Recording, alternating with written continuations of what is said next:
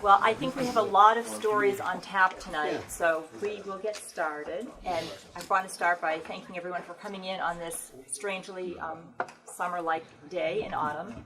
We're very happy to have with us tonight Upton Bell and Ron Borges, who are here to talk to us about Present at the Creation, My Life in the NFL, and the Rise of America's Game. This is Upton Bell's memoir of growing up literally alongside the NFL. Bell is the son of NFL's legendary commissioner, Bert Bell. Ushering a phoenix from the ashes, Bert Bell saved professional football from financial ruin after World War II. He was a great innovator who, among other things, created the pro football draft and proposed sudden death rules. Upton Bell saw this not only through his eyes as a child, but lived and breathed it from the inside as he grew and himself became an integral part of the game. He joined the Baltimore Colts as a training camp attendant in 1960 and worked his way up to personnel director in 1966. And he, I'm sure, has a story about that to tell us. At least one. And recovered. At the age of only 33, he was hired as the general manager of the Boston Patriots, the New England Patriots today, making him the youngest GM in NFL history.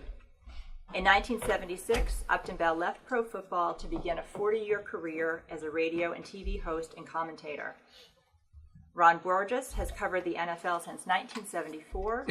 He is the lead sports columnist at the Boston Herald, as well as a member of the Pro Football Hall of Fame Selection Committee.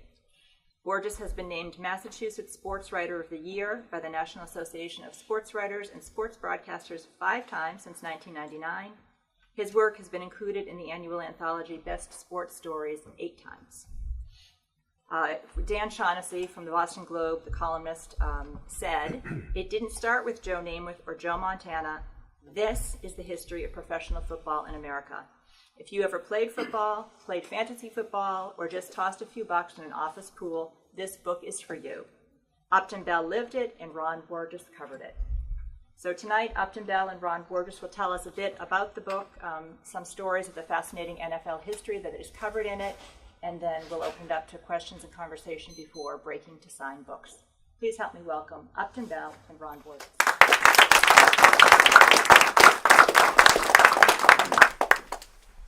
You know, it's very ironic. I was just telling Ron, here we are in Concord, the home of Thoreau and Emerson, the great bridge across the way, and all of the fantastic history. America, to me, really started here.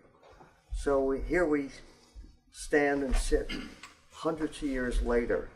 And I was thinking on the way over, in relation to Ron and myself, one of the great moments, which is actually in the book that he wrote and I told him, was a situation of where in 1978, I convinced Bob Lavelle to get Woody Hayes on as hero, figuring Hayes would come on and talk about another ridiculous football season at Ohio State.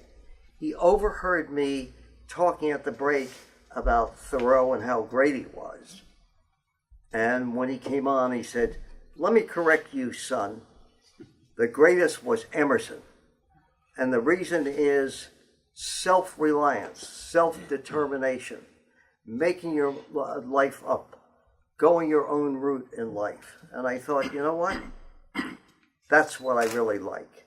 And that's what I really like about him, is that the hard decisions you make, and there are 2 great writers in here tonight that I followed for many years, and Ron has too, and they have done terrific jobs. Sean and Karen are here, and I'd like them to stand up and give a round of applause.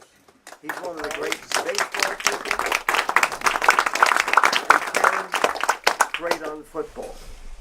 And the reason I say this is, in trying to make a decision, I had no intention of writing memoirs until Ernie Accorsi, the general manager of the Giants that Ron and I knew, he said, you know, you ought to get this all down because you're the last. That's it. Most people are dead. Knock on wood, not ready yet. So I said, who is the person that could do this? Sean, You go to him if you want baseball. You go to Karen if you want football. But if you want somebody who will help you step into the past, going back to literally 1937 and the way the NFL was then to today, that had the ability to go back and understand what I was telling him, and then today to see the way the game was, he was the man. He was the key to the whole situation. And I will say this, you get the book, you pass it on to other people, you will see the history of America, the history of the NFL, and there were no holes barred. And the great thing about the conversation was, it wasn't a recording period. He challenged me at every moment. We argued about certain things. We did things the way it should be done. A self-examination of the good and bad things that I did in it, but also the league. So I want to get him to come up here and say whatever he has to say. I've written a speech for him, so. But I will say this. It is the greatest, and I thought back today coming up here to Emerson. Make up your own mind. Deal your own life for good or bad. And that's what we did in this book. You'll find no excuses from me or him, and the honesty I hope that you will read, you will see. So without further ado, Mr. Boswell himself.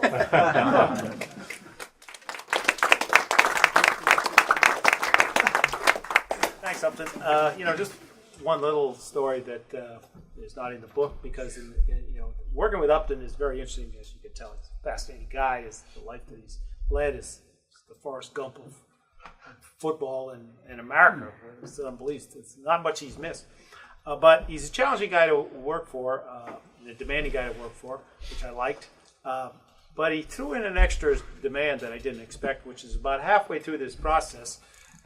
He was coming back from doing a radio interview, and he drove his car off Route 2, turned upside down, and next thing you know, he's in the hospital with 37 broken bones in his back and his neck and so forth. And when I got the word, being a writer, the first thing I think of, there goes the story. So after I realized he was going to survive, I felt good about that. So then they sent him to this rehab place. So Joanne said, "You're going to go overseas?" I said, "Yeah, for sure." And I knew he was a big fan of Don Shula's, and I'm a big fan of the football coaches who can give inspirational speeches. So I went over there, and there he's there. He's not feeling that great still, And I said, "What am I going to say to him?" And immediately came to mind what it had to be. And I walked in and I said, "Upton, you can't die in the middle of this book. You got to get out of this bed. The hell's wrong?" He did. He rallied. It's been great fun to do the book, and hopefully you all will enjoy it. And he and I will just sort of kick around a few stories for you for the next few minutes, and then hopefully you'll have a few questions. Thanks everybody for coming. I know you have a lot of things to do, so we'll get into it. It's a full moon, so don't go in. It is a full moon. That's right. We opened the book writing about October 11th, 1959, which was a Sunday morning, pro football morning. Upton was a young lad of 22, living with his dad in Glen LaSalle. His father was the commissioner of the NFL at that time, and was heading off to Franklin Field in Philadelphia, where he had played as a great college quarterback at the University of Pennsylvania, through the first forward pass in Rose Bowl history. Later was a bad coach and a good owner of the Eagles. You're right about that? And they played in Franklin Field, and now was the commissioner, and he was going over to watch the two teams that he owned at one point in time, the Eagles and the Steelers. And they were playing, and young Upton was hitting him up for free tickets, of course, and was heading over there, and near the end of that game, which was a stirring game, something happened that changed not only Upton's life, but certainly the whole history of professional football, and Upton can recall that day. Well, one of the things I really want to say about it, again, self-reliance, is great day, got all my freeloader friends there, life is good, playing basketball at LaSalle, as Ron said, never got 2 feet off the floor. And near the end of the game, two great Hall of Fame quarterbacks, Bobby Lane and Norm Van Bachman, going against each other. Eagles driving the length of the field. 2 minutes left. Van Bachman throws a touchdown pass to Tommy McDonald. True in life. Crosses the goal line, and somebody hands me a binocular and said, "There's a guy in a brown suit across the way, and it looks like he's fallen over." And Ron, I will tell you, the first chapter will really catch you, because I have difficulty still to this day reading it, because I saw it, I jumped out of the stands, and as Ron explains it, I was really in great shape as an athlete. Played all the time, basketball very demanding. And I found myself, as I'm running across the field, really out of breath as he explains it. Get to the other side, get up in the stands, and my father is, it looks like he's at the end. They run down the Steeler bench. The only funny thing about it, if you want to say it's funny, they run down the Steeler bench and they say, go down there and get some of the goddamn oxygen. Let's see if we can save him. So they go to the Steeler bench, run up with the oxygen, put it on him, and it doesn't work. And if you can find humor in death, somebody yells out, "Typical goddamn Steelers." They put the thing on and it doesn't work. Steelers always lose. They can't do anything. So that day he dies. But the interesting part of it, and the part that I will always remember, I was telling Ron this, on how to deal with people in life. We're walking out just before the game, and his old center, Bull Lipsky, was there, who was actually my babysitter, who got $5 extra a week to take care of one of the Bell kids. That was it. As Tom Brady would do today. Yes. Taking care of everybody. And he was down on his luck. He had no money, and he said, "Bert, can you give me some money?" And my father went into his money clip, which I still have to this day. I have it here tonight. And he took out $200. He took out everything he had, and he gave it to him, and he said, "I'll see you tomorrow." Of course, that never happened. But the kindness of one of the most powerful people in all of sports to his down-in-the-luck players, which they don't do today because it's a different world, was the last time I saw him alive.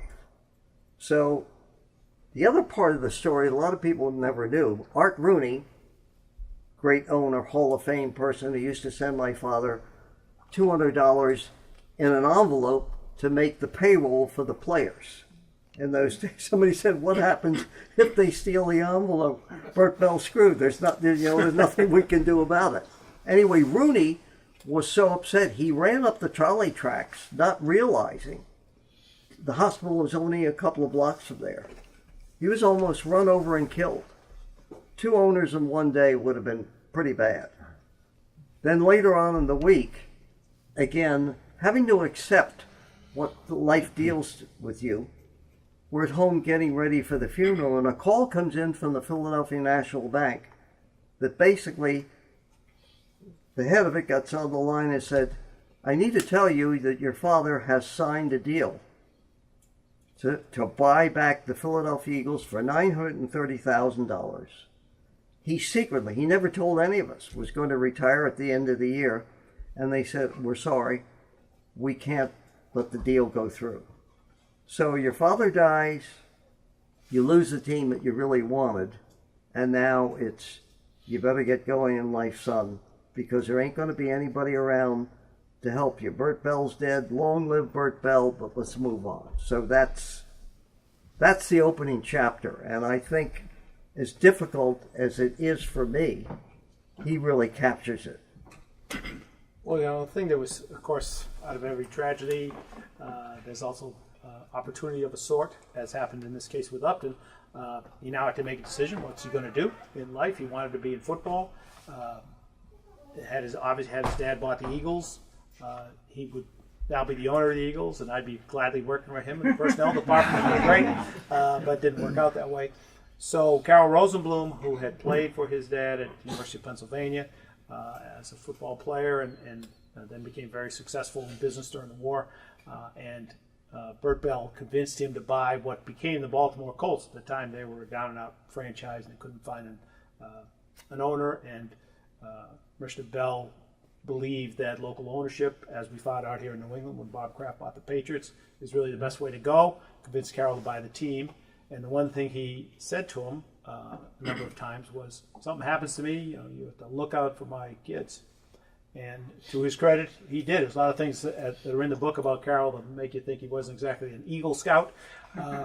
But he certainly came through here. And the next thing you know, Upton was a towel boy for the Colts during training camp and doing many other things. This was 1960. They had won the World Championship 2 years in a row. They had played in the famous 58 championship game, the overtime game that really made the league and changed everything because most of you are too young to remember this, but I remember the Ed Sullivan Show. Everybody in America watched the Ed Sullivan Show in those days. And because the game went into overtime, it was the first, one of the first nationally televised games, and it bled into quote-unquote prime time. So all these people turned on their TVs to see Ed Sullivan and Topo Gigio and all that stuff. Elvis, that's right. And instead they saw a bunch of guys playing football, and it was a dramatic moment late in the game as they drive for the winning score of the Colts, and they win. And a year later, people had begun to buy a lot more television. It was post-World War II. Next thing you know, they're watching pro football. So Upton moves into pro football in 1960, comes back to go back to college for a year because he had already left his heart in Baltimore, and quickly left school a year later, went back to work full-time, initially in the ticket office, but ultimately in the personnel department where he built 2 Super Bowl teams. And one of the things that he was involved in, it's amazing, he was at the 1958 championship game because of his father. He was at the 1948 famous first nationally televised game, which there was a huge blizzard, and they didn't want to play the game, but his dad said, what are you talking about?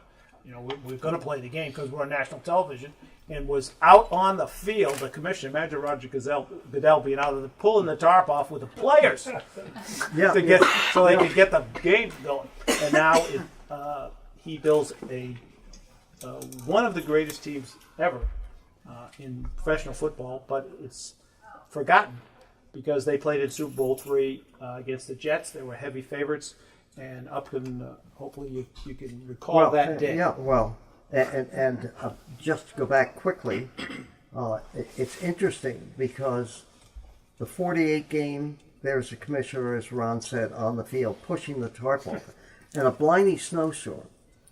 The greatest player of his time, Steve Van Buren, got up that morning, looked out the window, and basically said the game's off.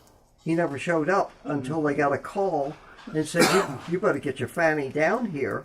So we took a cab, got on the subway, got there just before game time, and actually scored the winning touchdown. I mean, amazing. I mean, it would not happen today. And then in 58, Bert Bell actually put in the rule that the owners did not want, saying, what the hell are we going to do if there are 2 teams tied? And in those days, the All-Star game in Chicago was the biggest game in America, which we talk about in the book. So he finally said to the owners who were, they were in fist fights over, what are we going to do? And he basically said, the All-Star game is the most important thing, so we have to declare a victor. And that's how you got sudden death. And it's still some of the people think the greatest game ever played. So that was followed, as Rob said, by me going to Baltimore at that time. And it's really one of the great scenes in the beginning, as we describe in the book. I walk on, this is 60, the year before I went full-time. I was still in college. And this campus was out in the middle of nowhere, Western Maryland College. And if you ever saw a group of people that I saw that day, I said, my God, what is this? Big Daddy Lipscomb leading, he would, at lunchtime, he would lead Gino Marchetti and all these great players in drills like they were in the Army. Raymond Berry standing in the locker room, and he really had a leg shorter, one shorter than the other, washing his own pants. Art Donovan telling jokes. Gino Marchetti, who actually fought in the Battle of the Bulge at the age of 17. And all of them came over and said, son, welcome to the Baltimore Colts. We loved your dad, blah, blah, blah. You ain't going to get that today. And so it was one of those great training camps. Alan Amici, who won the Heisman Trophy, was a great running back, scored the winning touchdown. You hear this opera wafting out of the window. Now this is 60 when, players didn't particularly care for opera. And I said, what the hell is that? And they said, oh, it's Alan Amici playing Tosca and all these other things. And it was just the whole amazing situation. And then you would have, people talk about the Patriots today, you would have 10,000 people show up for practice. Barry Levinson was one of them as a kid who made the great movie The Diner and many other ones like that. That was, and as Ron describes in the book, this total love affair. Not like you see with the Patriots today. Somebody gets hurt and half those fans are going to be gone. They loved everything. You lose, they love you. You win, they love you. And I've never seen anything. It's almost like Our Town, that famous play and movie. Everybody knew your name. It was Cheers, only there were 30 or 40 or 50,000 people. Bars, Sweeney's Bar, greatest place I've ever been in. Gangsters, players, bands, everybody knew you. Same way as Gussie's Downbeat. Explain to them about Gussie's Downbeat, because I had to be careful about that one. Well, Baltimore I worked there for a couple of years actually. As Upton describes it's a little town. It's a city, but it's actually a little town. And Gino Marchetti, we have it in the book, talks about, even to this day, it's 60 years later since they've won the famous 58 championship game. And he said, we're like that great high school team that won the state championship. That's how they're treated. You always remember that team, that won the state championship, and that's these guys. And so they had this place, Gussie's Downbeat, which was down underneath a Chinese restaurant, and where this guy more than once was found singing in the front and in the back. There was more things going on in the back than in the front. There was a little gambling that went on, and a lot. And there was some rumored that his boss, Carol Rosenblum, the owner, was in fact somebody who put $1 or $2 down on his team and would send emissaries there on Mondays to either pay off or collect. Which brings us to 1969 in Super Bowl III, when Carol Rosenblum had a team that was a 17.5-point favorite to beat the Jets, and he didn't get to collect the next day. And Upton can tell you what his reaction was and what the whole reaction was to that game, because in the book he calls it was our original sin to lose that game. Well, and the thing about it is all the things surrounding it. I mean, the ceremonies of that time. Rosenblum, closest friend was Joe Kennedy. They were in business together. And I was telling Ron, some of the funny things, even when I went there, Rosenblum would call and say, I need Gino, I need Unitas, I need Amici, I need Raymond Berry. He had a plane called the Caroline 2. And if you remember, Kennedy had a plane called Caroline 1. Well, Rosenblum had a plane, and they used to fly the players in the off-season to Hyannisport for those famous football games they play there. And one time, Bobby Kennedy didn't know who Unitas was, and he's telling Unitas, now listen, get your ass out there. I'll be throwing you the ball out here. And totally oblivious to this. They sent Big Daddy down there. It was, at that time, the Colts were the biggest thing in America, especially after that game. But the Kennedys were all involved. And so comes the 68 game, which, Ron, if you want to read about, and I know Karen particularly, if you want to read about the dissection of the game that changed the history of the merger, read that chapter, because you get blow-by-blow description, and it's not boring, about what really happened at the game. 17-point favorites. Earl Morrall, who had been the player of the year because Shula picked him up, Unitas has hurt his arm, and we went through. We almost had the first unbeaten team before the Patriots. We lost one game because they put Unitas back in, and he couldn't do it. So a famous line is, we're riding in the bus to the game.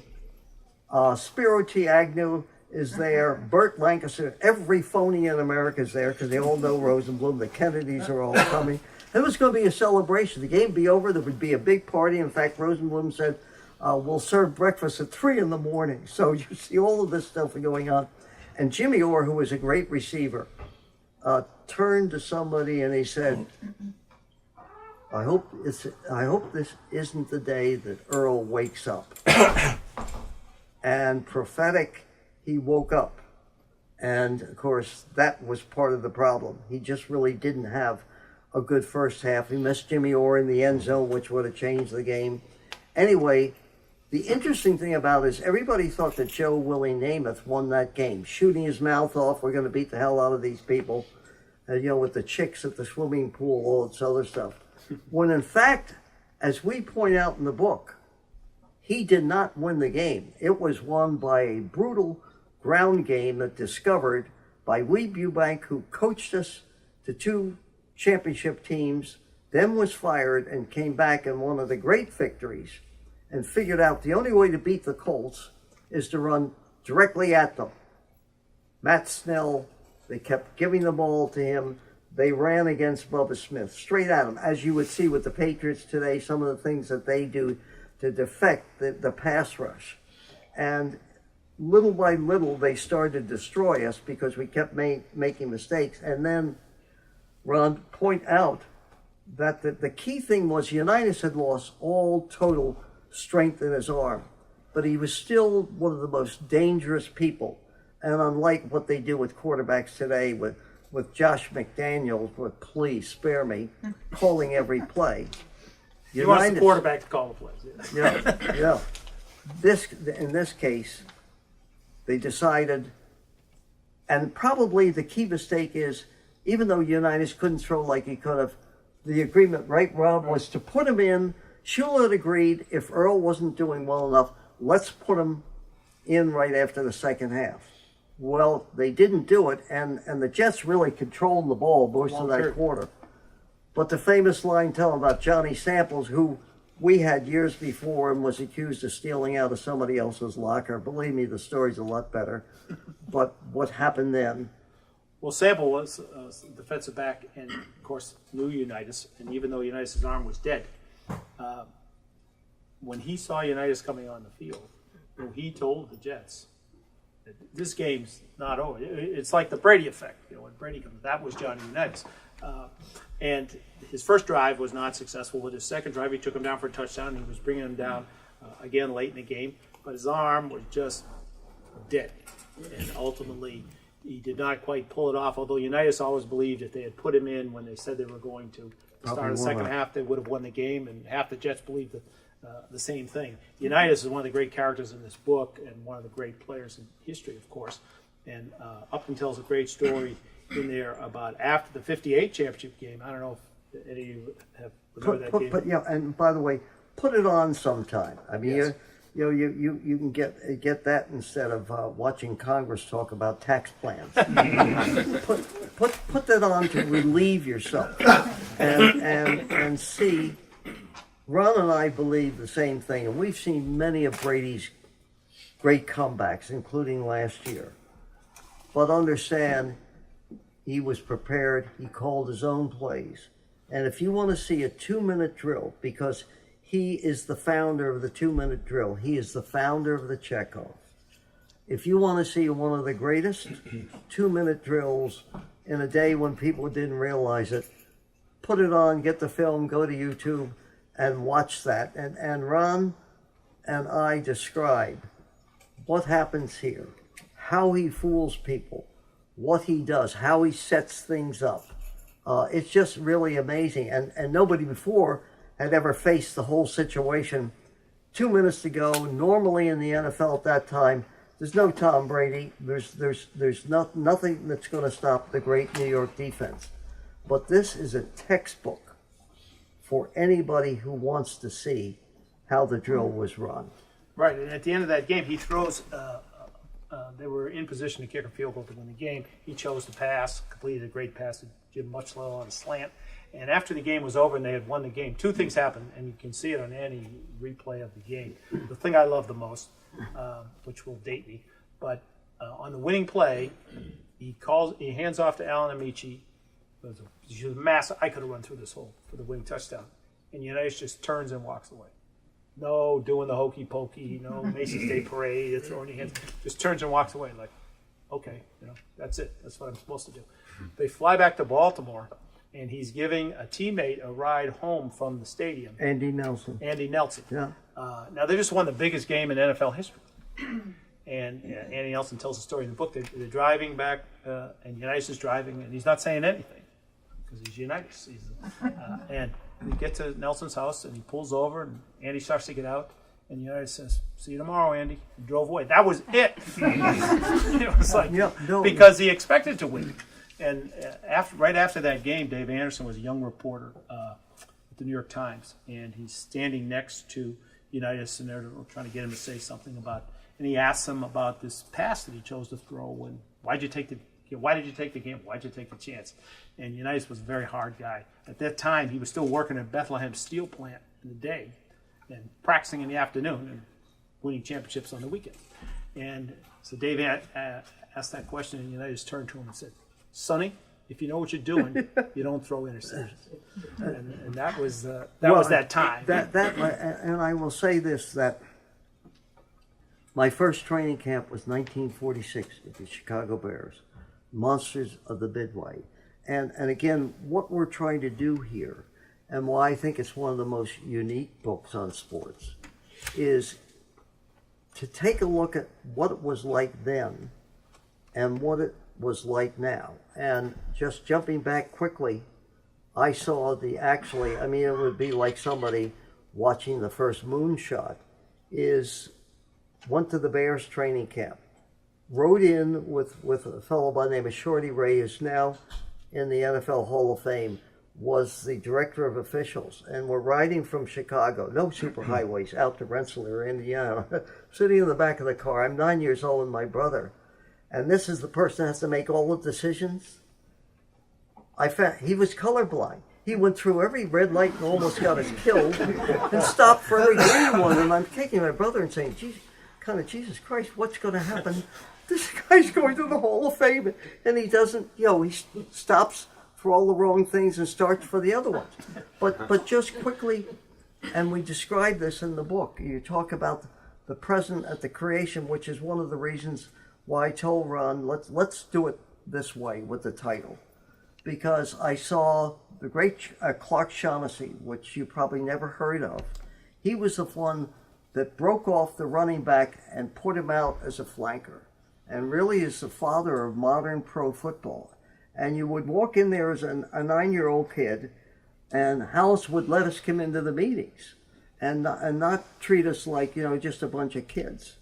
And I sat there and watched Shaughnessy on that board create really what was the thing that changed pro football, breaking off all those different things. And you listen to the intelligence of those people. And even though people will tell you today, we got Josh McDaniel here and we got so-and-so there, I personally don't like it because I think the quarterback is the greatest position.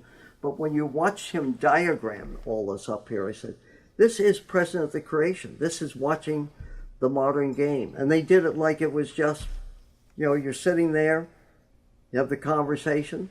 Hallis might turn to you and say, "What do you think of that, Uppy?" And I'm going like, "Well, whatever you say." Okay with me, Coach.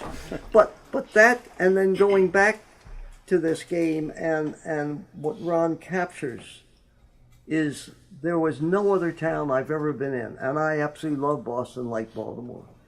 Not only the love affair, but those people were so unique. And as we explained, Art Donovan, Second World War, Gino Marchetti, 16, 17 years old, Battle of the Bulge. Lenny Moore, one of the first African-American players coming in, wore spats. Everybody said, there's Fred Astaire, and you watch him go all over the field and do things that are almost impossible. Jim Parker, maybe one of the greatest offensive tackles of all time from Ohio State. It was kind of the different breaking of the color line, but as a team, I've never quite seen anything like it, and we will get into in just a minute the quarterback kind of ratings, at least give you a taste of it. And the reason I thought Unitas was so unique, he was almost a Shakespearean character in the way He hardly ever said anything. But I have never been around a group of athletes. Sean, Karen, you've seen them all in your writing. Ron has too. There was something about him that I've never seen in any other athlete. Never bragged about himself, never said a lot. But I've never been around an athlete, maybe Ted Williams, that was so confident of what he did that every player, and as Ron explains in the book, every player knew, no matter how far behind we were, and in those days, unlike today, and Brady is lucky, the beatings were horrific. I was on the field, and the first couple of years I was there, and I was supposed to do things to call back to the PR department upstairs. You've never seen anything. It was the Battle of Hastings. I mean, it was literally, you know, the blood would be spurting, everything would be going on. In fact, I once saw Jimmy Taylor.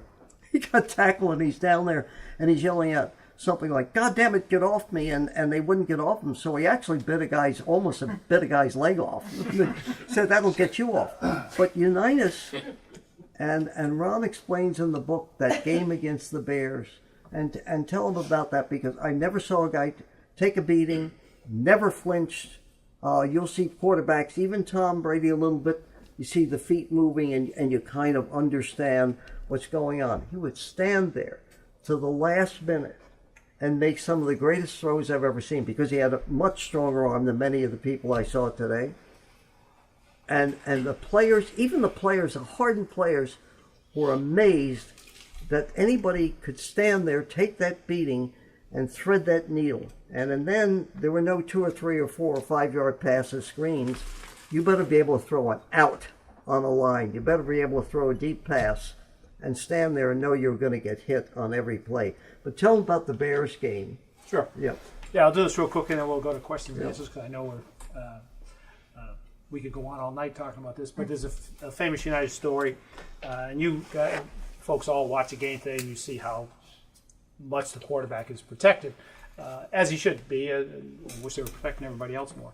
But they were not protecting anybody in those days, least of all the quarterback. So Unitas gets hit. It's against the Bears. Against the Bears, gets hit, and his guy gets under his face mask, drives him to the ground, breaks his nose, is bleeding like crazy. He's laying there on the ground. And the official, the referee, was a guy named Tommy Bell, who was really a legendary official. And they had even so much respect for Unitas that while they were sort of working on him, Tommy leans in as Unitas is laying on the ground like this, and the blood's flowing, and says, "John, take as long as you need." And Unitas spits this blood out of his mouth and goes, "Tommy, just blow the whistle." And got up and threw the winning touchdown. That was John Unitas. And we could go on forever, but I know we got to get to some Q&As here. So I know that too, but the moon's out. Take your time. But just quickly in that whole situation, the way the game has changed, and Ron and I have talked about it. Karen, you see it all the time. Is that basically the great players then were defensive players, and I think in some ways they've taken the game away and over penalized the defense, because they want this great offensive, this whole thing that you're going to see all of these different passes. But now 3 out of the 4 downs, it's passing. You pass for a first down. It wasn't boring watching Jimmy Brown and Jim Taylor and many of the great running backs, if you saw them there, even up to 10 years ago. Now I think we've lost something. So anyway, I know we have to go to the questions, but there's much more in this book. And also I will tell you, I did want to say, for the women who are here tonight, to tell your daughters, if you read the early part of the book, my mother, Frances Upton, to me is the one that really saved pro football, because she was the one that introduced my father to the game and said, "Why are you wasting yourself with the college game?" At that time, she was a Ziegfeld Folly star, and she said, "You're wasting your time. The pro game is it." If she hadn't done that, and also lent him the money because his father had cut him off for losing what would be a couple of $1 million, to me, there'd be no pro football. there'd be no draft, there'd be nothing. So I do want to salute her tonight. She was a brilliant woman. So with that, She wrote the check, $4,500, which was a lot of money in those days. Otherwise, he'd have been driving a beer truck. So we'll open up for any questions. A comment and a question. Sure. The comment, I interviewed Raymond Berry for my book, and one of the things that struck me about him is he kept talking about when he played for Johnny Unitas. And it was interesting preposition. It was not played with Johnny Unitas, but played for Johnny Unitas. Again, back to your point about Unitas, the quarterback, controlling the game and controlling everything about it. My question, the book is great. I've read it, and I like the history that you go through, but I also like the stuff at the end when you talk about rating the top 10 quarterbacks of all time, top 10 coaches of all time. It's a two-part question. Who do you think was the best player that's ever played the game? And who would be in your Mount Rushmore of the top 4 football players you've seen? Well, the best player I've ever seen was Jimmy Brown. Jimmy Brown today would gain probably 3,000 yards per year. I've never seen an athlete like that. 6'2", 232, solid muscle, never lifted a weight, but he had a style, the likes I've never seen. It looked like he was limping up to the line of scrimmage, and then the minute somebody grabbed him, he would relax and then break the tackle and be gone. He just, and Ron, I don't know whether you agree with me or not, there has never been, and remember this, he was an All-American lacrosse player. A lot of people don't know that he was a high school All-American basketball player. But there was not, and this, he was almost, again, a character like you would never seen, the way he came on the field. And he used to get up all the time, and it used to really tick off other people. He'd get up like he was hurt, and everybody say, we're going to get that son of a bitch this time because we know he's really injured. And it was all a fake job. He would just get up and limp back to the huddle, and then boom, you had the ball. But I never saw anybody as quick through the hole, and he's gone. And powerful. And when they needed a couple of yards, he could just run over people. There never was, and I don't think you'll ever see anybody like him again. And he retired early. Right. Yeah, because he was making movies. He was Right. no dummy. They didn't make any money then, so he was. What about your Mount Rushmore? Well, Unitas would be on it. Brady would be on it. Brown. Jimmy Brown would certainly be on it. The best offensive lineman I ever saw was Jim Parker. And he was as big as the players today. He was 280. So, I mean, there were so many great players on it. But they would be, one other one. 2. Dick Butkus and the killer of them all, Lawrence Taylor. I would never want to meet him anywhere unless we were friends. You're great. Ron? I mean, Butkus to me is not only was the greatest defensive player I ever saw. I remember I asked Belichick one time and said, the game's changed a lot. You have all these players running in and out. Nobody stays on the field very well. Some people try to contend that there would be no place for a guy like Dick Butkus today, in his eyes, which I knew. Bullets, I said, "What are you, crazy?" He said, Dick Butkus could play any time, anywhere, any day, any era, any position, and he would play all day. You wouldn't take Dick Butkus off the field. This is classic. He's not the funniest guy in the world, Belichick, but he was funny on this. And he said, and if you took him off the field, you're an idiot. I said, okay, that's good. That's pretty good. Well, Yeah, I really enjoyed your presentation. Look forward to reading your book.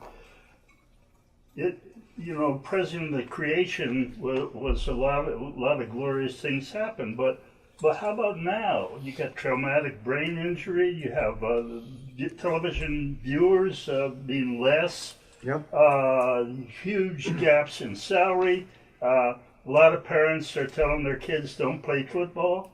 What is your solution for some of the ills that occur today compared to how it was back then? Let me just say that, and I recommended this and talked to Ron about this a long time ago, that it should be in every player's contract. If you play at your own risk. And for the simple reason, even going back to, I saw people play back in the 40s. And the reason that there were less injuries, although it's always been a dangerous game, is the players are too big. They're heading towards 400 pounds. Think about the clash when you hit somebody that's big. High school kids now are 300 pounds. Then the average player might have been 250. And remember, people weren't giving it the head-to-head shot. They were actually learning how to tackle. But again, it's always been a dangerous game. And the other thing I think that adds to it is, and Ron and I have talked about this, 32 teams are too much. They might be okay for baseball. They might be okay for basketball. But look what we just learned tonight. Deshaun Watson, he's gone. And I was saying to Ron the other day, I've got two sets and the red zone. So I'm watching all of this, and I'm saying, my God, they carry people off the field 4 or 5 every game. Whether that'll be, in the end, the thing that kills pro football, I don't know. I have the thing, the bigger thing that faces them. Too many games. Thursday night, you're going to see a game tonight. Any player will tell you. He'll tell you. I can remember when I first went to the Colts, they brought in this thing called the sauna, and all the players are thinking, what's this, a restaurant or something? And even then, you play on a Sunday, you're not really ready, your body, to play till Thursday or Friday at the most. Now they're running them out there for the sake of more money on a Thursday. And there are too many games, there are too many bad teams, and there's sure as hell a lot of bad players. I think that's a bigger danger than even the injuries. You can't keep giving them the same thing. And now you have the red zone, and you look at it, and all of you here know what is a bad book, what is a bad meal. And I look at it, and I call Ron, and I say, this is bad. This is not good football. Well, we talk about it in the book. Upton's dad, Bert, who really started the NFL down the road of national televised games and shared income and all that, also always warned the owners that that as important as it was for football to blend with television, because it really in many ways was the perfect TV game, you must beware of television, because television will eat you up. It's like And get rid of you. and then it will get rid of you, and it'll move on to the next thing. And so don't put yourself out there too much. And I think Upton's right. You see enough. When I was a kid, there was, of course, even before the Patriots, you saw the Giants, and that was it, and you saw one college game. So all week, if you were a kid like I was, who lived and died playing football, you were fixated. Now there's 165 college games on every. I can't tell you who's playing in any week, because everybody's on television, and pro football the same way. I mean, I have friends. I don't know how they do this, but they'll start watching 8 o'clock and 9 o'clock on a Sunday morning, these pregame shows. Then one football game, then another football game, then they'll go to ESPN and with Red Zone, then they'll watch the nighttime game. And I don't know, why their wives don't throw them off the roof. It's too much. Yeah, and I think the other thing is, maybe not for your age group, but maybe your kids, is that, and Ron and I discussed this. I said, listen, and I talked to my girlfriend Joanne's kids. They don't sit there like we would for 2 or 3 hours, and now all the commercials and the instant replays and all this other crap that has just gotten way out of hand down there. The official looking at somebody telling him from New York some idiotic thing, and you take the power out of the official's hands. But the other thing, this generation, next generation, they get it on their phone. They play fantasy football. Half of them have no idea what the game's about. They're just doing it's a form of gambling. I have no problem with that. But basically, the future of pro football, they better understand that this next generation, they don't sit there for 2 or 3 hours. If they can't get it instantly, if they can't get it quickly, they can't read it on the red zone, if it's not on their phone, they're not going to do it. So I think there's a whole future of people that will not be what we're used to watching. They don't care. They just want the result and the highlights. And the league stupidly gives you all the highlights. You don't have to watch the game. If you're looking, I'll put it this way, and Karen, I'll direct this to you, is if you weren't covering and had an interest in the Patriots, and you were tuning in nationally and watched that game, I would have turned it off in the first quarter, because it wasn't It wasn't interesting.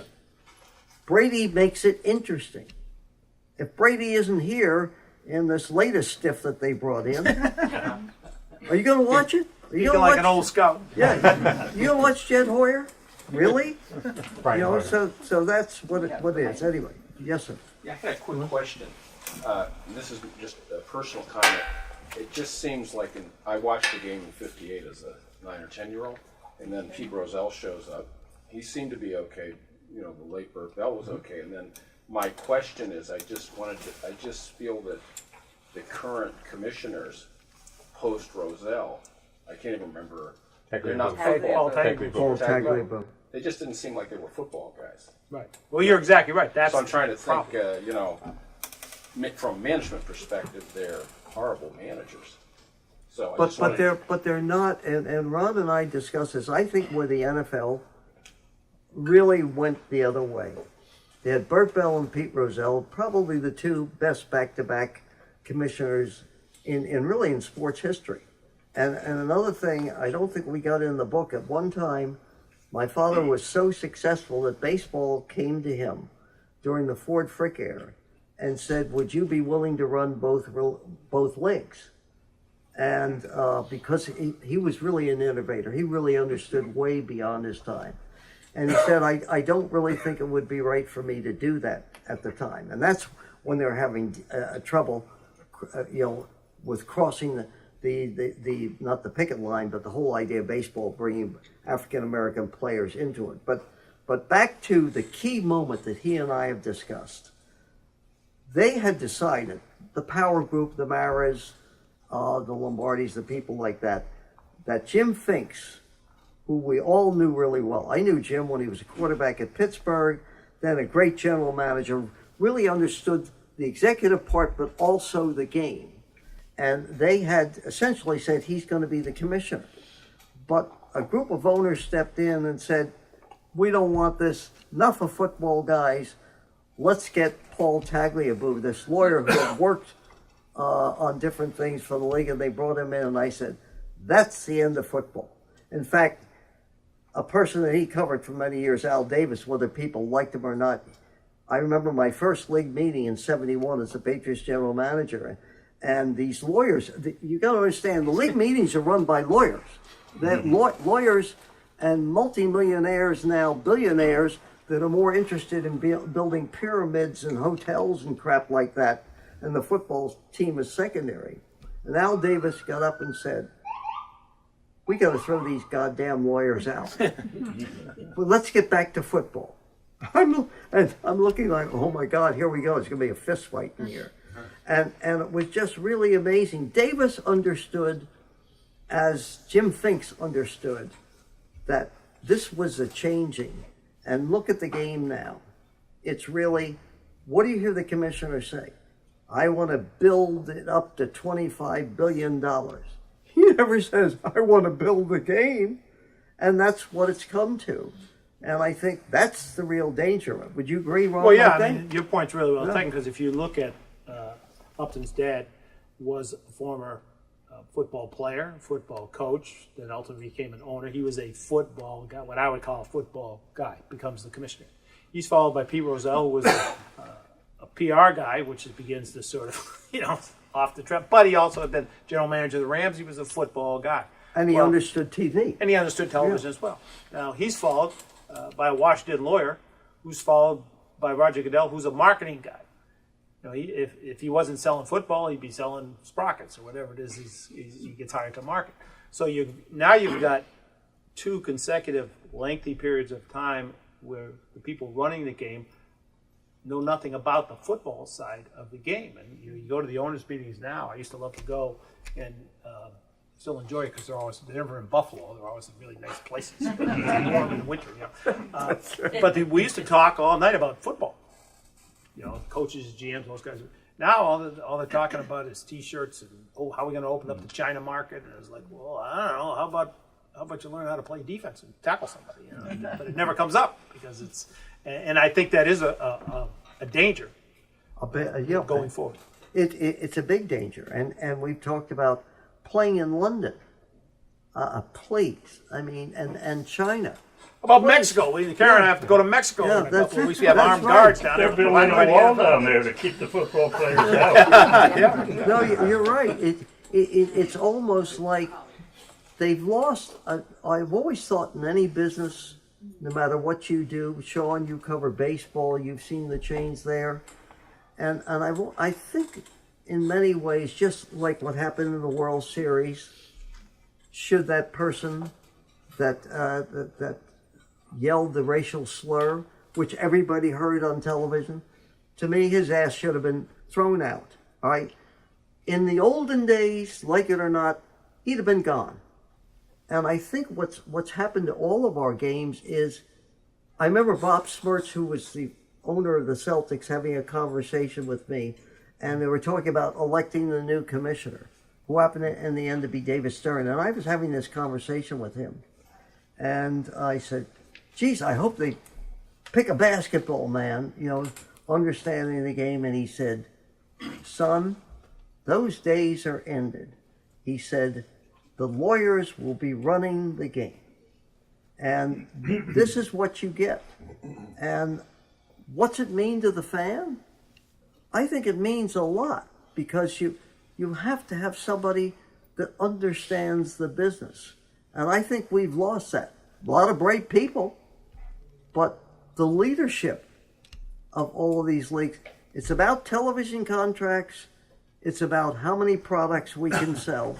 And I'm not trying to be overly purist. I'm just saying, you, the consumer, I mean, I don't want to hear one more time why somebody should buy a Chicago Bears jersey for his wife. And that's, believe me, if you walked into the league office, the NFL league office, and you saw that what was in there, it's every Ivy League guy out of a job looking to how to promote the next jersey or this. You never, right, Ron? No. You never hear the game or what would be good for the game. All you hear, and the only reason you've got this whole thing now with the offense and the defense being penalized is basically to say, forget the rule, this is good for TV.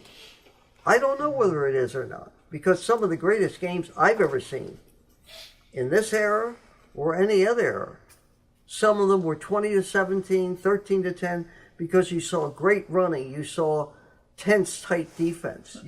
And the athletes are much better today. There were great athletes. They're much better. But the direction of it, and then the final thing is, somebody's got to dot in, so you call the play into the linebacker. And as great as Brady is, and I've always maintained, and we talk about this in the book, Tom Brady doesn't need Josh McDaniels calling in those plays. And I think the great robbery, when we go back and rate the quarterbacks, with the exception of Brady, they never called a play. Think about this. The greatest of modern times, Tom Brady, never called a play in his life. Never from high school to college to today. And yet the quarterback position is the most important position in all of sports. Thinking, leadership, being able to check off at the line of scrimmage, understanding the play, understanding the next thing is, and I've got some coach over there calling it in, and listen to the shows afterwards. You're all involved with it. And what are the shows about?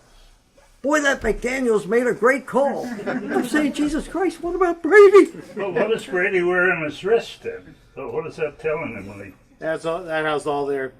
That's their game plan for that week. That's all the plays that they have. And sometimes he'll. Right. A lot of times he's checking out to his own sort of. Only time I ever saw it is when we lost, and this is a point about this deal getting rid of Garoppolo and bringing Rent-A-Truck in, is that basically when you look at what's happened here, we lost, and this is the warning. Brady, the hit goes down. We lost Unitas and Gary Quazzo as backup, who was really good, in 1 week. Both out. And we ended up with Tom Matty playing in one of the great games at that time. A game that we should have won, but they missed the field goal against the Packers to go again to the championship game. Tom Matty had the plays on his wrist, and we almost stole the championship with it.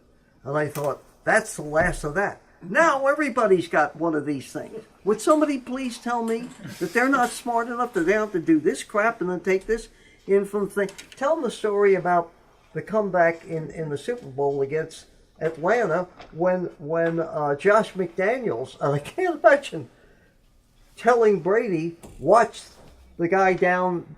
Well, yeah. Yeah, I mean, and this is what happens. just before there's a time where they cut off the communication from the sidelines. Just before then, he hears in his ear, because they had noticed something with Atlanta's defense, to watch for this certain situation, which he found. Boom, and he hits them. Now Johnny Unitas had to figure that out on his own, or Otto Graham and those guys. There was nobody. Marino, all in of his them. ear. Even Marino. So I think we have time for one more question before we do the rest of our. Sure. Yeah, I was curious how you were mentioning, found it particularly fascinating, talking about that understanding, having someone who's a football guy involved as opposed to a lawyer, and I've seen that with Goodell too. It seems he's very out of touch, and even the fellow, I forget his name, who was the lawyer before him, Goodell was marketing. Right. Both of those are out of touch. Tagliabue. Yeah, Right. Thank you. And I was wondering what you think about Robert Kraft. If you think he kind of gets it and tries to keep that alive, what used to be a regular reality, and it's now become a rarity that you talk. How would you rate Robert Kraft as an owner, as a guy who's a football? Well, I think he played some intramural sports, maybe. Right. I think that he saved the franchise, and I think he's let Belichick run it to a degree. To a great degree, actually. Yeah, and that is really good. I mean, it used to be the great owners in the past. They never wanted their name in the paper. They stayed out of the way, and they let the football people run it. And if they didn't do a good job, they fired them. Today, every football owner wants to be on TV. See Jerry Jones in the box with so and so. See Bob Kraft in there with Kissinger. To me, that's BS. But bottom line is, I think Kraft's been a great owner. I really, and he's got the perfect combination. And remember, one of the things that we point out in the coaches thing, which you'll really love to read and rate, is Don Shula, Belichick, and Paul Brown. Paul Brown was the greatest coach of all time. Innovated everything that you see in the game today. And the question is, as we went back and forth, and this is the thing I like about Ron, we argued about this a lot. Because I think to make a good decision, to make a good decision, you need somebody. You don't need somebody to say, "Well, tell me what you think." You need somebody to say, "Oh, let's think this out." But again, we're back to the situation of what happens in the past. If you looked at all the great quarterbacks, going right through Montana and everybody else, and you're looking there, and it's 3rd and 10, and it's a Super Bowl. And I just can't imagine some coach yelling in his ear now, remember, he's going to be down here, he's going to be over here, and then the thing goes off. And he does make the play Right. He did because of that. Well, there's a little story we tell in the book that sort of relates exactly to that point. Unitas is playing, and he and Shula had a lot of fire between them. There were a lot of light, which is part of the problem. And Unitas, in those days, he called all the plays, and Shula was one of the first guys, other than Paul Brown, who started to call some of the plays, but not at an inordinate number. But one was too many for Johnny Unitas. So Shula says to Unitas before a game that they think they've got some intel on the defense, and if they see a certain formation, that means they're gonna all-out blitz, and we're gonna check off to a 9 route, which is just a straight bomb down the field. And Unitas is kind of looking at him according to the way we tell the story, as we understand it, like, yeah, okay. Well, sure enough, late in the game, the situation comes. Shula gives them the hand signal. Unitas, all right, calls the 9 route, drops back to pass. Nobody blitzes. 9 guys drop into coverage. Unitas is going to fling the ball out of bounds. And he had a habit when he was angry of putting his hands on his hips like this, and standing. So he's got his hands on his hip like this, and he's staring from the huddle right at Shula. Everybody on the team knows, and he's staring at him. And Shula's getting very upset. Well, finally, he comes over to the sidelines, and Unitas was like a gunslinger. He had this sort of stooped over way of walking, very unique way of walking. And he walks there, and he gets to the silence, and Shula says to him, "Hey, John, look, okay, we didn't have it. We thought we had it, we didn't have it. But you can't do that. You can't show me up like that. And Unitas looks at him and says, if you don't know what you're doing, don't screw up my game. And walked to the bench and sat down. And that was, and Shula knew that was no more conversation. What you couldn't do, and that's why I bring up the point about Brady, is I think Brady's naturally really great, really smart. That's what separates him. Forget all the other stuff, whether he runs or makes a pass. That's what separates him from everybody else. But the thing with Unitas, and he and Brady are a lot alike in some ways, except Brady is not going to give Belichick any crap. Right. Unitas he's not going to work at Bethlehem Steel. and that's by the way what I think made him and those players great players. They knew the reality of life, and one of the things that I really learned early on, and you really absorb as a kid when you're coming in, is the difference between today's player and the player of then really didn't have a lot to do with money or even agents. They were already mature in their early 20s. They had come back, most of them, from the war. They had seen death. They understood what life was like. So you were really having a conversation with an adult, and you weren't doing the Gronk shuffle. They had fun. They had a lot of fun. But that's what I kind of admired about them. Tom Brokaw's great book on the greatest generation. If you ask me who were the greatest people that I met in sports, I'd say, forget whether they were good or not. It was those people. And I remember, and I'll finish with this reality. 9 years old at the Bears training camp, sitting on a tackling dummy. Opening day, George Hallis, the god of all gods, walking out. St. Joseph's College in Rensselaer. It's all Jesuits. And I'm sitting there, 9-year-old, half innocent. I'd say half innocent kid. I'm hearing language like I never heard in my life. And they scrimmage every day then. Guys are getting knocked on their ass. They're getting up, and I remember I felt really badly. I said, all these people are killing each other. And I remember, and this is a thing I remembered right through my life, is this big player comes by, puts his arm around me, and he said, remember one thing, son, if you get knocked down, you better get up. And that's the way I see life. That's it.